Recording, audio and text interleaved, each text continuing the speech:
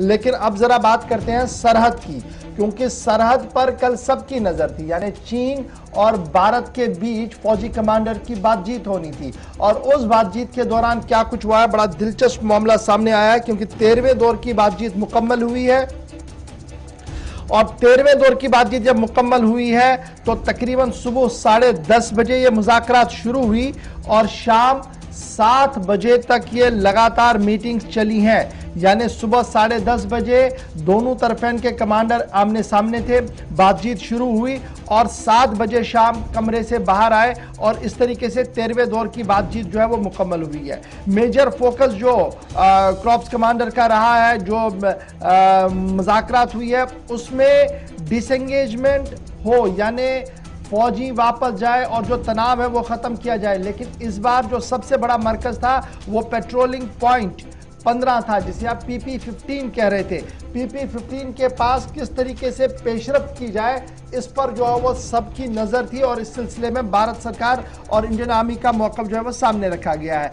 पिछले कई महीनों के दौरान डिसएंगेजमेंट की बातें जो है वो हो रही है, ताहम अब आगे जो डिसएंगेजमेंट होनी है वो 13वें दौर की बातचीत जो मुकम्मल हुई है, इससे उम्मीद लगाई जा रही है कि एक पेशरफ्त जो है वो आगे बढ़ेगी। और ये कब बातचीत हो रही थी, जब अरुणाचल के अंदर सूरत हाल कशीदा हुई थी। और अब थोड़ी देर पहले बयान जारी किया गया है इंडियन आर्मी की तरफ से और कहा गया कि मीटिंग के दौरान भारत की साइड से जो सजेशंस दी गई हैं, जो सुझाव दिए गए हैं, जो बातें सामने रखी गई है, उसे चीन की तरफ से मान लिया गया है। चाइना साइड पहले इसको मानने से इनकार कर रहा था और लेकिन बाद में कुछ चीज़ों पर शायद पेशरफ्त आगे बढ़ सकती है, इस तरीके की बात जो है वो सामने रखी जा रही है। और यह भी कहा गया कि दोनों साइड इस बात पर एग्री हो गए हैं कि वो कम्युनिकेशन लाइन को मेंटेन करेंगे, यानी बातचीत के रास्ते को बंद नहीं किया जाएगा। ये 13वें दौर के आखिर पर हुआ है कि दोनों साइड एग्री कर रहे हैं कि maintain communication and also to maintain stability on the ground, यानी किसी न किसी तरीके से कम्युनिकेशन भी जारी रहे और अमन भी रहे, यानी दोनों फौजें आमने सामने ना हो, कोई गुत्थम गुत्था ना हो, फायर ना चले वहां पर। इस सिलसिले में भी दोनों अफवाज जो अपने अपने तरीके से काम करेंगे।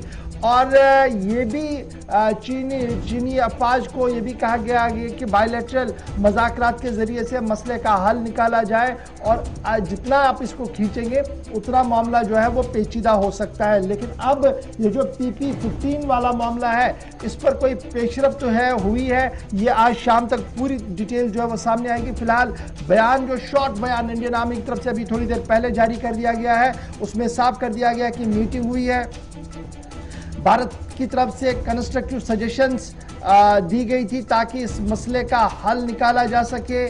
चीनी साइड इस पूरे मामले पर मुत्तफिक नहीं दिख रहा है कहीं पर भी, लेकिन फिर भी ये उम्मीद है कि मामला आगे बढ़ेगा।